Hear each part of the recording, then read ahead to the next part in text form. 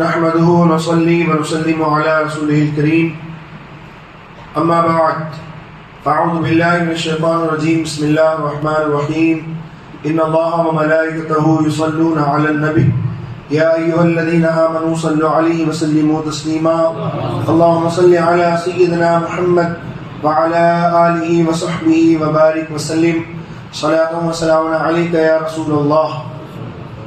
اللہ رب العزت ارشاد فرماتا ہے یرید اللہ بکم اليسر ولا یرید بکم العسر،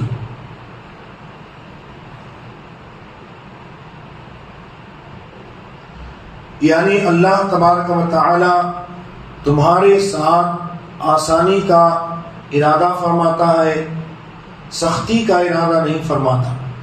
یعنی کل آپ نے سماعت کیا کہ شریعت نے یہ اجازت عطا فرمائی بیماروں اور مریضوں کو کہ وہ رمضان شریف میں روزہ ترک کر سکتے ہیں، یعنی روزہ چھوڑ سکتے ہیں، کیونکہ ان کے ساتھ عذر ہے بیماری کا اور سفر کا۔ اور مسافر کون ہوتا ہے، مسافر شرعی کون ہے، یہ کل آپ نے سماعت کر لیا۔ تو اللہ تعالیٰ اس کے ذریعے سے گویا بندوں پر آسانی فرما رہا ہے اور فرماتا ہے ایسا رحیم و کریم رب کہ تمہارے ساتھ آسانی کا ارادہ کرتا ہے۔ کون؟ اللہ عز و جل۔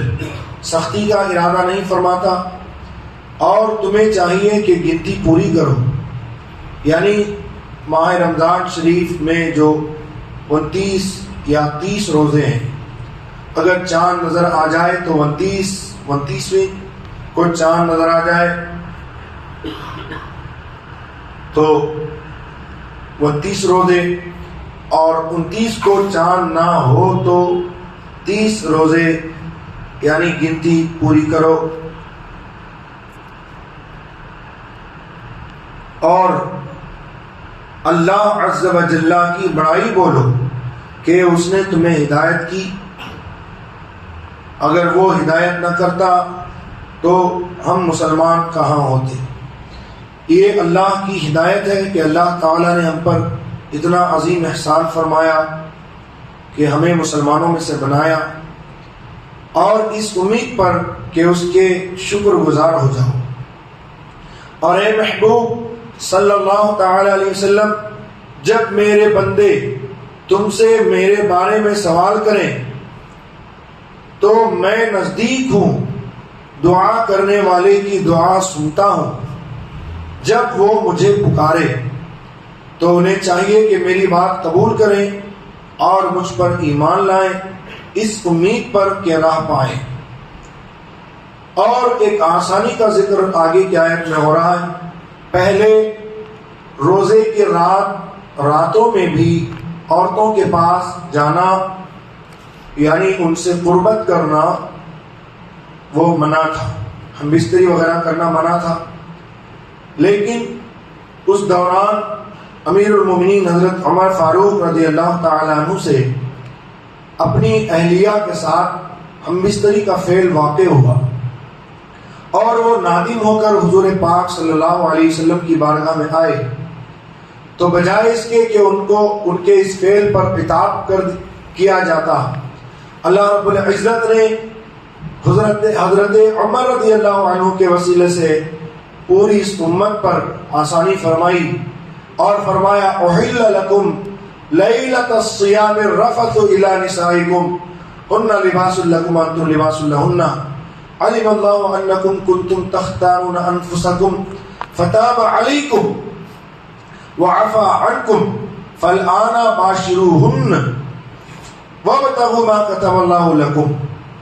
یعنی جب حضرت عمر رضی اللہ عنہ سرکار کی بارگاہ میں نادم ہو کر حاضر ہوئے تو یہ آیت کریمہ نازل ہوئی، اور اللہ تعالیٰ نے یہ حکم عام فرما دیا تمام امت مسلمہ کے لیے۔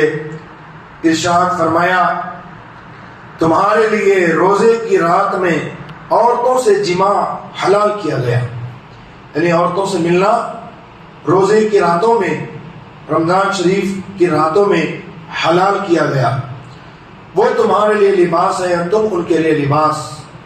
اللہ عز و جل کو معلوم ہے کہ تم اپنی جانوں پر خیانت کرتے ہو، تو تمہاری توبہ قبول کی اور تم سے معاف فرمایا، تو اب ان سے جمع کرو، یعنی روزے کی راتوں میں عورتوں سے ہم بستری حلال کر دی گئی اس کے بعد، اور اسے چاہو جو اللہ عز و جل نے تمہارے لیے لکھا، یعنی اولاد وغیرہ کی خواہش ہو اس کے ذریعے سے تو اس کو چاہو، اور کھاؤ اور پیو۔ اب یہاں سے روزے کی ابتدا اور انتہا کا بیان ہو رہا ہے کہ روزے کی ابتدا کہاں سے اور انتہا کہاں، شروعات کہاں اور ختم کہاں۔ تو فرمایا کہ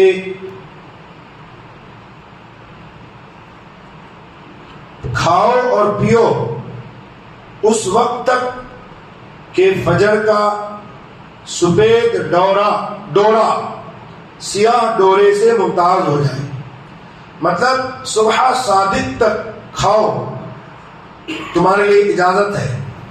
کب سے؟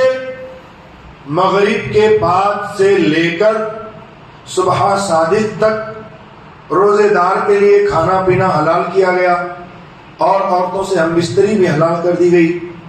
یہ بھی رب کا کرم ہے کہ پہلے مغرب میں جو کھا لیا اس کے بعد جو ممانعت ہوتی تھی، تو رات میں بھی کھانے پینے کی اجازت صحابہ کرام کو نہیں تھی، لیکن یہ بھی اللہ تعالیٰ کی طرف سے آسانی ہوئی، کرم ہوا کہ اللہ تبارک و تعالیٰ نے اب روزے داروں کو صبح صادق تک یہ مطلق حکم دے دیا، اب کوئی قید نہیں ہے تمہارے لیے کہ اس وقت تک کھاؤ گے اور اس وقت تک نہیں، صرف صبح صادق سے لے کر غروب آفتاب تک اپنے آپ کو کھانے پینے اور جماع یعنی عورتوں سے ملنے سے باز رکھو، اور اس کے علاوہ مغرب سے لے کر صبح صادق تک تمہیں کھانے پینے کی اجازت ہے۔